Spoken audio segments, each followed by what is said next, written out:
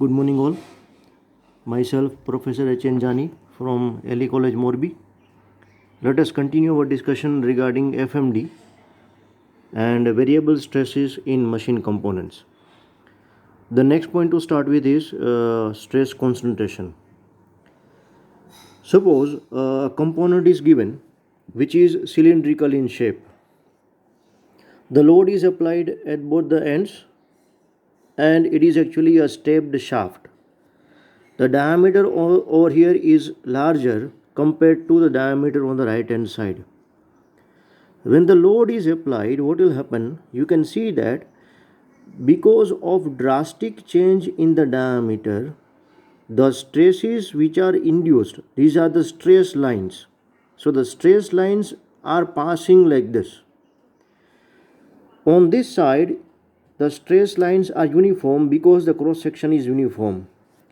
Over here the stress lines are uniform because the cross section is uniform.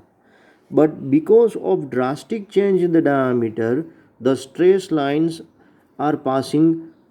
There is conjunction of stress lines over here, and in this region the stress values are increased. In this region there is possibility of failure because of conjunction of stress lines. So this particular phenomenon is basically known as stress concentration. There are possibilities of stress concentration when the fillet is available, notches are available in the component, holes are there, keyways are there, splines are there, scratches are there. And using this phenomenon, basically there is a factor which is to be determined, and that factor is known as stress concentration factor. It is nothing but it is ratio of maximum stress. In this region, as I said you, the maximum stress values will be generated. So it is the stress value generated in this region, that is maximum stress divided by nominal stress. So stress available in this region, stress generated in this region divided by stresses which are available over here. So these are known as nominal stresses. So this is known as stress concentration factor, and because of this abrupt change in the cross section in the diameter, we are having stress concentration over here. So this component is going to fail. The failure of the component will start from here. Now how to avoid it? So the first figure which I have mentioned over here, in this figure the same component is shown over here. This diameter is larger, this diameter is smaller, and there is abrupt change in the diameter. So due to that, stress concentration occurs in this particular region. How to avoid it? See, instead of abrupt change in the diameter, we can make the change uniform. So there is radius available, there is radius provided over here.